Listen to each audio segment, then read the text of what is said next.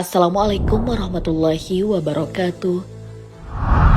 Sahabat beriman, sebagai surah kedua setelah Al-Fatihah, surah Al-Baqarah adalah surah yang paling sering kita baca.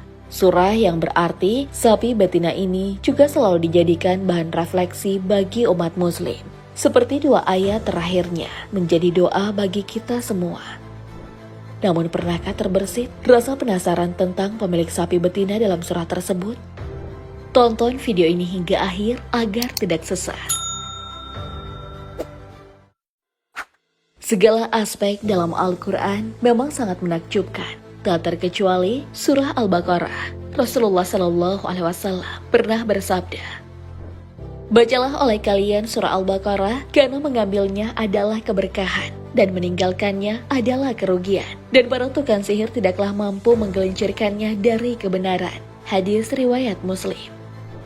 Salah satu kemuliaan surah Al-Baqarah menurut para ulama seperti Imam Ahmad, Muslim, At-Tirmizi, dan An-Nasai adalah terjaganya kediaman kita dari setan.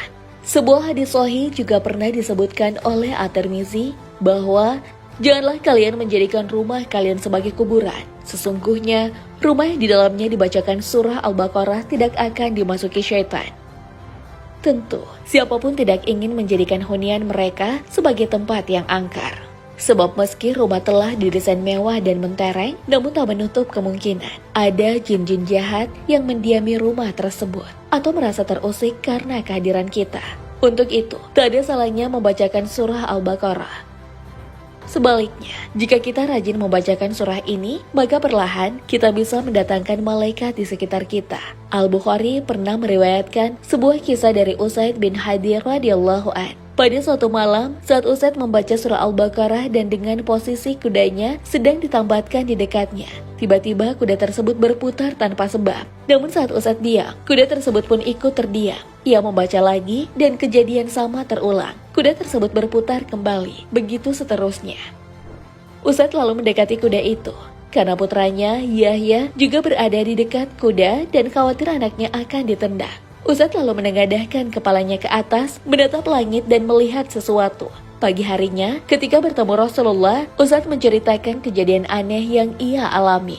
Rasulullah pun bersabda, "Hai putra Hadir, bacalah terus." Usaid berkata, "Wahai Rasulullah, aku kasihan kepada Yahya." Kuda itu dekat dengannya. Aku pun berhenti lalu menuju Yahya. Kemudian aku menengadahkan kepala ke langit. Tiba-tiba di sana ada seperti bayangan yang mirip dengan beberapa lampu. Setelah itu, aku keluar rumah hingga aku tidak dapat melihatnya lagi. "Tahukah engkau apa itu?" tanya Rasulullah. "Tidak," jawabnya. Beliau pun bersabda, "Itulah malaikat yang mendekati karena suara bacaanmu. Seandainya kamu terus membacanya, niscaya pada pagi hari esok, manusia akan dapat melihat malaikat itu tanpa terhalang." Mungkin kita bertanya-tanya, kenapa seekor sapi betina harus mendapat perhatian dalam Al-Quran? Sebegitu spesialnyakah hewan ini hingga dibahas sepanjang 286 ayat dan bahkan menjadi surah dengan ayat terbanyak dalam Al-Quran? Meski nama surahnya berarti sapi betina, namun isi yang terkandung dalam surah ini begitu universal. Ada yang membahas tentang akidah, sholat, infak, zakat, jaminan sosial, orang munafik, orang kafir, masa goib, Fir'aun, Bani Israel, pembunuhan para nabi, sholat, puasa, haji, khamar, sapi, dan sebagainya. Bahkan, salah satu ayat agung yang senantiasa kita baca berada di surah Al-Baqarah, yakni ayat kursi. Surah Al-Baqarah berkisah tentang kaum Yahudi yang sangat rewel dan keras kepala saat diperintahkan untuk menyembelih seekor sapi. Ada banyak pertanyaan bertele-tele yang mereka ajukan tentang ciri-ciri sapi yang harus mereka sembelih, yang ujung-ujungnya malah mempersulit diri mereka. Lalu siapa sebenarnya pemilik sapi betina dalam surah ini? Dan kenapa harus sapi betina, bukan kuda atau kambing? Alkisah, ada seorang konglomerat dari Bani Israel bernama Syamun. Dia memiliki sepupu yang miskin bernama Uhayha. Karena Syamun tak memiliki ahli waris selain Uhayha, maka Uhayha pun membunuh sepupunya sendiri. Takut ketahuan, yang mencoba menutupi kesalahannya dengan membawa mayat Syamun ke pinggir kota. Tujuannya agar penduduk kota bisa saling tuduh dan dia bisa bebas dari tuduhan. Ternyata ada seorang Yahudi bersama sang istri menemukan mayat tersebut. Mereka pun mengabarkan kematian Syamun kepada keponakannya Uhayha. Nah, agar tidak ketahuan, Uhayha berpura-pura syok dan bermuram durja, yang mulai mengarang cerita dan mengatakan bisa jadi yang membunuh sepupunya tersebut adalah kota sebelah. Mereka pun merencanakan sebuah penyerangan, namun diketahui oleh kota tetangga. Suasana semakin memanas dan tiba-tiba seorang kakek tua muncul untuk mencairkan situasi. Saudara sekalian, tolong jangan sampai setan menguasai kalian semua. Kalian bisa jadi telah termakan fitnah atas kematiannya. Karena orang ini dulunya memang terkenal kaya dan sukses membungakan uangnya. Kakek, caranya berdagang bukan alasan untuk membenarkannya dibunuh. Penduduk kota asal Uhayha berkomentar. Iya, kamu benar. Tapi kematiannya juga sepatutnya bukan jadi alasan kalian bertikai. Sekarang, temui Nabi Musa. Di tengah-tengah kita ada seorang Rasul kan? Sudah, kita konsultasikan saja masalah ini kepada beliau. Kakek tadi memberi saran. Mereka pun menemui Nabi Musa alaihissalam. Setelah mendengar keluhan masyarakat, Nabi Musa tertegun dan berdoa. Ia berdoa kepada Allah agar masalah tersebut bisa terpecahkan segera. Nabi Musa lalu memerintahkan mereka untuk menyembelih sapi. Dan ingatlah ketika Musa berkata kepada kaumnya, sesungguhnya Allah menyuruh kamu menyembelih seekor sapi betina. Mereka berkata, apakah kamu hendak menjadikan kami buah ejekan? Musa menjawab, aku berlindung kepada Allah agar tidak menjadi salah seorang dari orang-orang yang jahil. Al-Quran Surah Al-Baqarah ayat 67.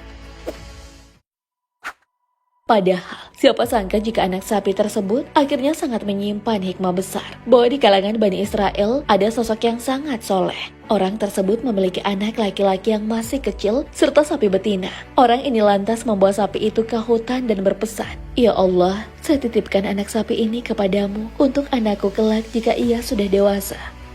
Orang soleh ini meninggal dunia, namun anak sapinya masih di hutan hingga bertahun-tahun kemudian. Sapi ini sangat unik, karena selalu berlari jika dilirik oleh orang lain. Dan anak orang soleh tadi ternyata tumbuh menjadi sosok yang sama baiknya dengan orang tuanya. Tiap pagi, ia mencari kayu bakar yang ditaruh di punggungnya, kemudian dijual di pasar. Upahnya tak diambil sendiri, namun sepertiganya disedekahkan kepada sang ibu. Lalu pada suatu hari, ibunya mendatanginya dan menyampaikan sesuatu kepada sang anak. Nah, ayahmu sebenarnya sudah mewariskan anak sapi betina untuk kamu. Ia titipkan di hutan ini kepada Allah Subhanahu wa Ta'ala. Berangkatlah nak, berdoalah kepada Rob Nabi Ibrahim alaihissalam, Nabi Ishak alaihissalam, agar mengembalikan sapi itu kepadamu. Ciri-cirinya begini nak, kalau kamu melihatnya, kamu membayangkan seolah-olah sinar matahari memancar dari kulitnya. Sapi ini diberi nama Mudzahabah, karena memang sangat indah nak. Setelah mendatangi hutan, sang anak pun melihat sapi tersebut. Sapi menawarkan sang anak menungganginya saja untuk selamanya. Namun ternyata, sang ibu mengutusnya untuk menjual sapi tersebut karena adanya keterbatasan biaya saat itu.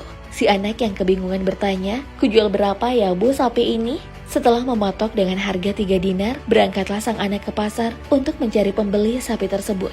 Tiba-tiba, Allah mengutus seorang malaikat untuk menguji sang anak, menawarkan sapi tersebut seharga 6 dinar, namun tanpa persetujuan sang ibu. Ajaibnya, sang anak menolak dan kembali melaporkannya kepada sang ibu. Sang ibu rupanya setuju dengan harga 6 dinar. Kemudian ia ditawarkan lagi 12 dinar, tapi dengan syarat yang sama. Ibunya tak boleh tahu. Sang anak rupanya tetap takut dan melaporkan ke ibunya.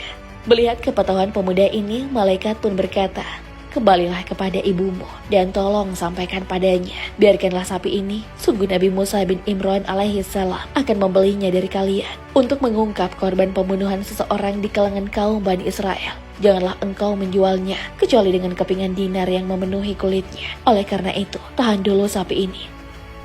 Ternyata, inilah sapi yang disebut oleh Allah dan dicari-cari oleh Bani Israel. Atas baktinya kepada sang ibu, sapi tersebut dibeli dengan sangat mahal, yakni emas sepenuh kulit sapi. Lalu mereka menyembelih sapi itu dan memukulkan bagian sapi kepada korban pembunuhan sebagaimana perintah Allah. Lalu orang yang terbunuh pun bangkit dan mengaku jika sosok yang membunuhnya adalah Uhayha yang menunjuk dan mati kembali.